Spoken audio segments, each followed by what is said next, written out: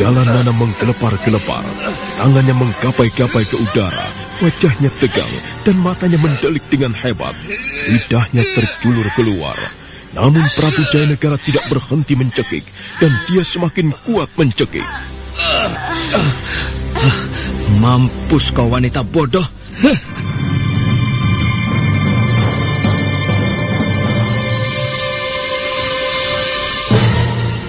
Akhirnya Jalan Nana tidak lagi meronta. Lehernya biru dan wajahnya menjadi pucat pasi. Tubuh wanita cantik itu lunglai, kemudian jatuh ke lantai ruangan. Prabu Jayanegara tersenyum dingin. Beliau nampak puas.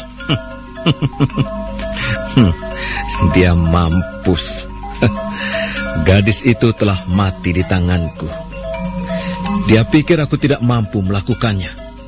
Aku bisa melakukan apa saja. Aku adalah seorang raja. Kekuasaanku sangat besar. Aku dapat membunuh siapapun juga yang berani mengecewakan hatiku.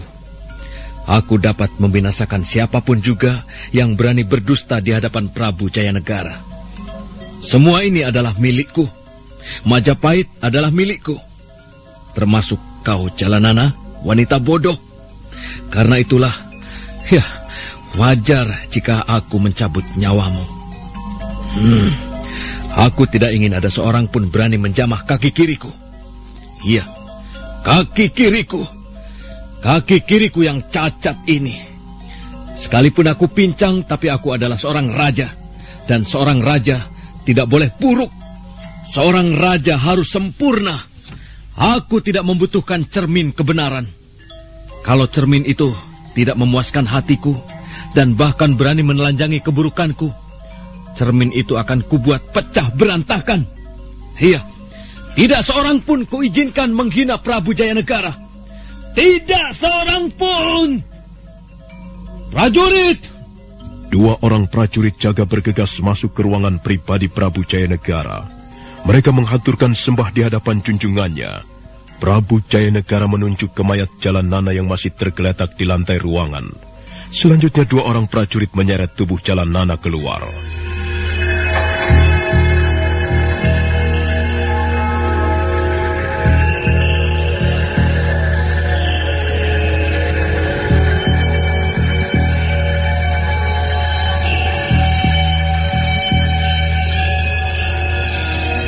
Ampun Gusti Prabu. Hamba mohon ampun yang sebesar-besarnya. Karena hamba telah mengecewakan hati Gusti Prabu Jayanegara. Kau tidak bersalah, Eyang Pati. Bagaimanapun juga ini merupakan kesalahan hamba, Gusti Prabu. Hamba telah berbuat teledor. Hamba telah berlaku ceroboh. Sehingga hamba tidak tahu bahwa gadis itu mempunyai cacat di bagian punggungnya. Seharusnya hamba memeriksa lebih dahulu dengan teliti. Soal cacat itu sebenarnya aku bisa memakluminya. Aku sendiri orang yang cacat. Jalanana telah membuat kesalahan karena dia berani menjamah kaki kiriku. Dan untuk itu dia menemui kebinasaan di tanganku sendiri.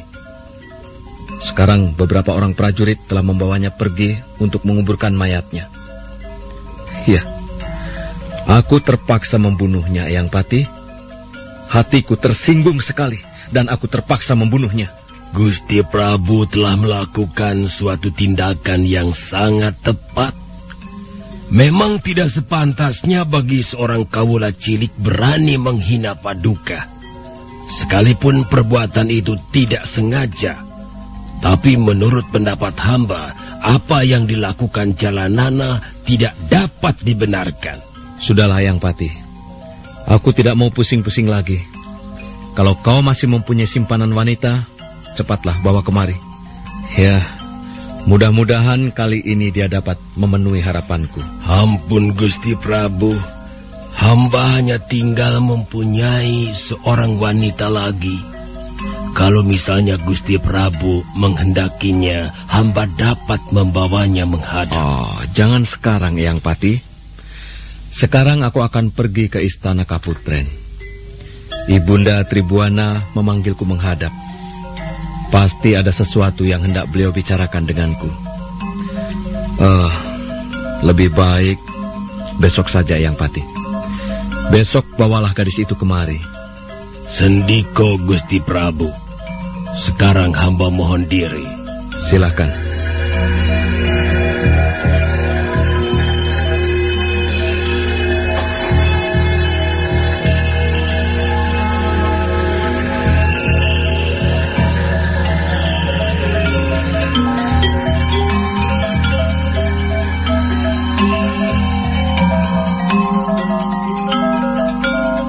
Duduk kau Rabanyak, dan kau juga Rapangsa. Iya, Gusti Ramapati. Kalian ini bagaimana? Kalian ternyata tidak becus bekerja. Kalian telah membuatku malu sekali di hadapan Gusti Prabu Jaya Negara. 3 orang gadis yang kau bawa kemari ternyata telah mengecewakan beliau. Oh, ampun Gusti. Hamba mohon ampun yang sebesar-besarnya. Kami telah melakukan kesalahan. Benar, Gusti Ramapati. Seharusnya kami meneliti wanita-wanita itu sebelum kami bawa ke Majapahit. Begitu. Seharusnya memang begitu. Jangan asal comot saja. Kau kutugaskan untuk mencari gadis-gadis atau wanita-wanita yang pantas untuk kita persembahkan kepada Gusti Prabu. Tentu saja kau harus memilih mereka dengan baik. Kau harus teliti keadaan tubuhnya. Kau harus pelajari sifat dan perangainya. Begitu saja tidak becus kalian. Gusti, bagaimana dengan yang seorang lagi, Gusti? Ya, dialah harapan kita satu-satunya. Mudah-mudahan saja dia dapat memuaskan selera Gusti Prabu. Kalau sampai kali ini pun gagal, akibat buruk akan segera kita terima. Dan kalian berdua terutama yang harus bertanggung jawab. Ampun, Gusti Ramapati. Tapi nampaknya gadis yang satu ini lain, Gusti. Wajahnya jauh lebih cantik dari teman-temannya. Dan dia mempunyai perangai yang agak bebas. Ya, yang penting dia tidak cacat. Dengar Rabanyak, dan kau juga Rapangsa. Dengan mempersembahkan seorang wanita cacat, hal itu bisa menyinggung hati Gusti Prabu. Kita bisa dianggap menghina beliau. Kalian tahu sendiri, beliau juga mempunyai cacat di bagian kaki kirinya. Kalian ini bagaimana? Kalian senang kalau melihat aku celaka, Kalian senang melihat Gusti Prabu Jaya Negara mendepaku keluar dari istana Majapahit? Tentu saja tidak, Gusti Ramapati. Justru hamba senantiasa berusaha agar kedudukan Gusti Ramapati semakin kuat di samping Gusti Prabu Jaya Negara. Benar, Gusti. Kami sama sekali tidak mempunyai niat yang buruk. Itu semua memang karena keteledoran kami. Dan kami mohon maaf yang sebesar-besarnya karena keteledoran kami. Sudah. Aku tidak butuh permintaan maaf. Sekarang panggil gadis itu kemari.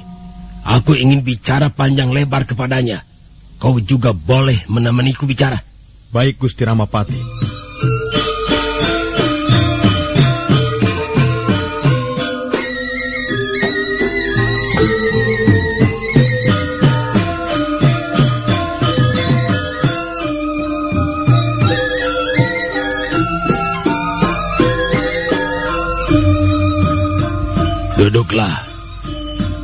Duduklah baik-baik.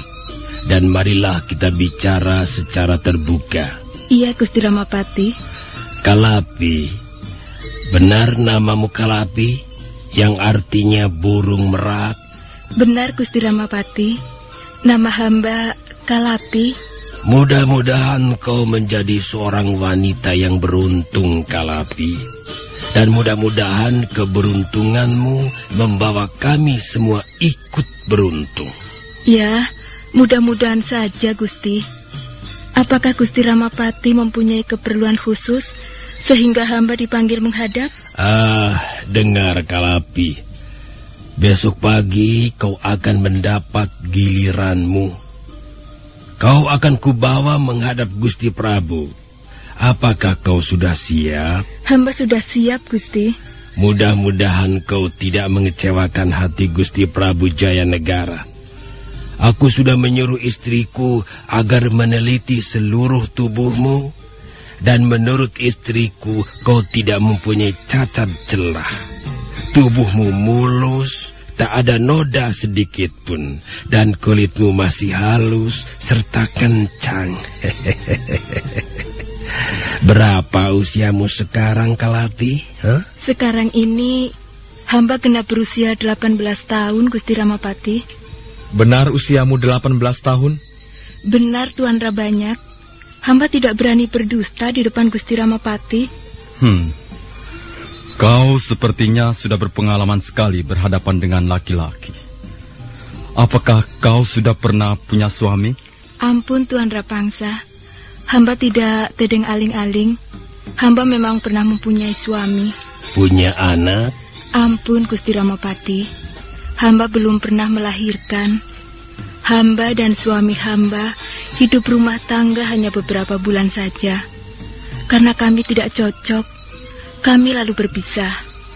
Dan setelah itu, hamba tidak pernah berhubungan dengan laki-laki lagi. Kalau begitu, kau seorang janda. Itu tidak menjadi soal. Yang penting kau dapat mengambil hati Gusti Prabu Jayanegara. Yang penting kau menuruti segala kehendak beliau dan mampu memuaskan selera beliau. Itu saja tugasmu. Kalau kau dapat mengerjakannya dengan baik, hidupmu selanjutnya akan senang. Hidupmu akan digelimangi harta benda. Dan kau akan menjadi satu-satunya anak yang dapat dibangga-banggakan orang tuamu. Terima kasih, Gusti Ramapati. Hamba mengucapkan beribu-ribu terima kasih atas kesempatan ini. Jika Gusti Ramapati tidak memberikan kesempatan ini kepada hamba, bagaimana hamba dapat merubah nasib hamba? Karena itu kau harus membalas budi baikku ini, Kalapi. Dan hal itu akan kau buktikan besok pagi. Besok pagi sebelum matahari terbit, kau harus sudah membersihkan tubuhmu.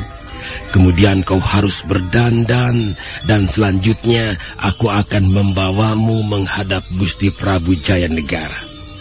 Dengar, Kalapi, ada satu hal yang ingin kukatakan kepadamu. Ada satu hal penting yang harus kau ketahui. Apakah itu, Gusti? Prabu Jayanegara mempunyai cacat di bagian kaki kiri beliau. Kau jangan sekali-kali berani menjamahnya. Beliau cepat sekali tersinggung jika tersentuh bagian kaki kirinya.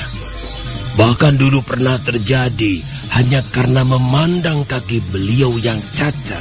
Seorang prajurit terpaksa dipancung kepalanya di alun-alun. Kau mengerti, Kalapi? Hamba mengerti, Gusti.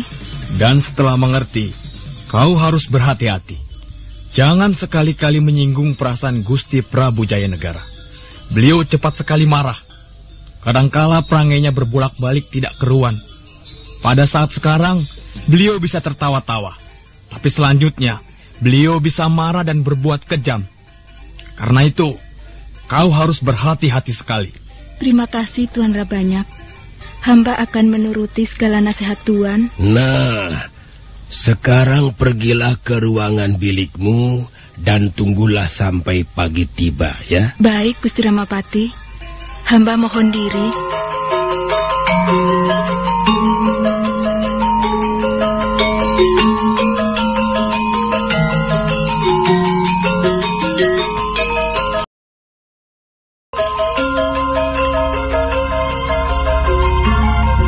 Duduklah, Jayanegara. Ada sesuatu hal yang ingin kubicarakan dari hati ke hati denganmu. Ya, Ibunda Ratu. Soal apakah yang ingin Ibunda Ratu bicarakan? Beberapa kali aku mendapat laporan dari dayang-dayang perihal dirimu, Jayanegara. Mereka sempat melihatmu membawa masuk seorang wanita dengan pribadimu. Apakah benar demikian, Kakak? Itu tidak benar, Ibunda Ratu. Hamba tidak pernah berlaku tidak senonoh dengan seorang gadis. Dayang-dayang itu telah memfitnah diri hamba. Dia harus dihukum berat, Ibunda Ratu. Dayang-dayang itu tidak mungkin berdusta kepadaku, Jayanegara. Tapi hamba tidak pernah berlaku tidak senonoh, Ibunda Ratu. Ya, kalau begitu syukurlah. Memang tidak pantas bagi seorang raja memberikan contoh yang kurang baik untuk para kaulanya. Kalau sampai seorang raja berbuat tidak senonoh, bagaimana dengan para kaulanya? Kau sudah semakin dewasa, Jayanegara. Kau memikul tugas dan tanggung jawab yang sangat besar. Kau tidak boleh melupakan amanat dari Ramandamu, Prabu Kertarajasa Jayawardana yang telah pergi mendahului kita. Kau harus dapat mengemban amanat itu dengan sebaik-baiknya. Jayanegara, jadilah raja yang bijaksana, adil, serta murah hati. Teruskanlah cita-cita Ramandamu. Masa depan negeri Majapahit ini sepenuhnya berada dalam genggaman tanganmu, anakku. Ya, Ibunda Ratu. Hamba tidak pernah melupakan amanat dari Ramanda Prabu. Jayanegara, sekarang aku ingin bertanya kepadamu. Usiamu sekarang sudah hampir 20 tahun. Apakah kau tidak berminat mengambil seorang permaisuri? Ampun, Ibunda Ratu. Hamba belum memikirkannya. Hamba belum merasa perlu untuk memiliki seorang permaisuri. Aku berpendapat sebaliknya, Jayanegara. Kukira sekarang ini kau perlu seorang pendamping yang setia, yang patuh kepadamu, dan mampu membantu melaksanakan tugas-tugas kenegaraan. Kukira sudah saatnya kau memilih seorang calon permaisuri, anakku. Ampun, Ibunda Ratu. Hamba mohon beribu-ribu ampun. Janganlah hamba dipaksa. Janganlah hamba didesak-desak. Suatu saat nanti, kalau memang hamba sudah menganggap perlu seorang permaisuri, hamba akan segera minta izin dari Ibunda Ratu. Ya, kalau begitu baiklah. Aku tidak akan memaksamu. Tapi sebaiknya kau mulai memikirkan persoalan ini. Dengan kehadiran seorang permaisuri di sampingmu, kau bisa bekerja lebih baik, Jayanegara. Terima kasih, Ibunda Ratu. Terima kasih atas saran dan nasihat-nasihat Ibunda Ratu. Tapi maaf, untuk saat sekarang ini, hamba memang belum berniat mengambil permaisuri.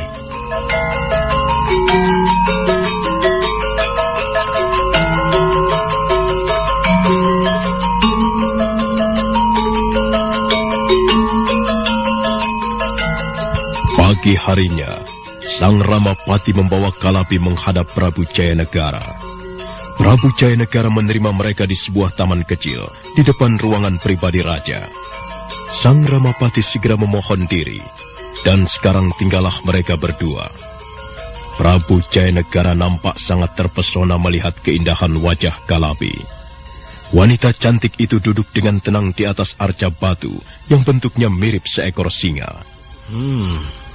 Kalau tidak salah, namamu mempunyai arti seekor burung merak. Kalapi. Bukankah Kalapi artinya burung merak? Benar, Gusti Prabu. Nama hamba